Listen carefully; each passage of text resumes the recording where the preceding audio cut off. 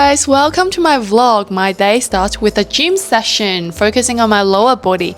It is the perfect way to wake up and get my energy flowing for the day ahead. My gym session was around 45 minutes. After the gym session, one of my tennis students booked a tennis lesson with me. For beginners, I always have them focus on their grip and contact point first. Once you get the contact point right, the sound of the shot is so satisfying. Some of my students are totally hooked on tennis now. They just can't get enough. After working for a few hours, it's time to socialize with friends. Before going to socialize with friends, I went to Van Cleef and Arpels to pick up my bracelet. Very excited, I really like this color combination. After that, I went to my friend's birthday party. I had missed her last 2 birthdays, so I was really happy I could finally celebrate with her this year. She's very active, these girls. Happy birthday, Danny. Happy birthday. Now is the next day. It was a really happy birthday celebration last night.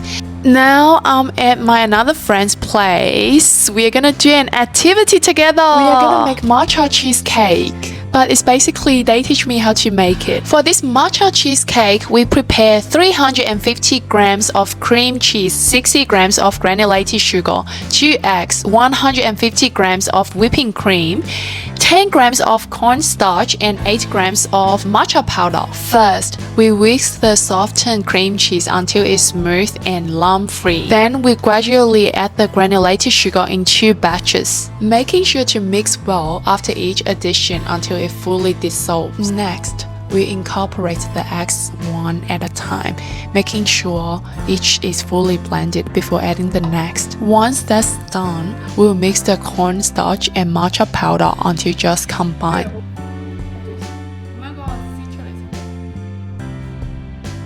Now, we'll pour the silky batter into a parchment-lined baking pan. To get that extra smooth texture, we'll pass the batter through a sieve to remove any lumps and pop it into a preheated oven at 220 degrees for about 25 to 30 minutes.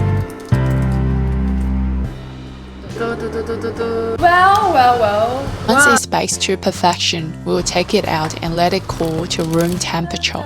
For the best flavor and texture, we will refrigerate it for at least 4 hours. This tastes so good. It has been in the refrigeration for 4 hours. It is such an easy recipe. I will see you guys in the next vlog. Bye!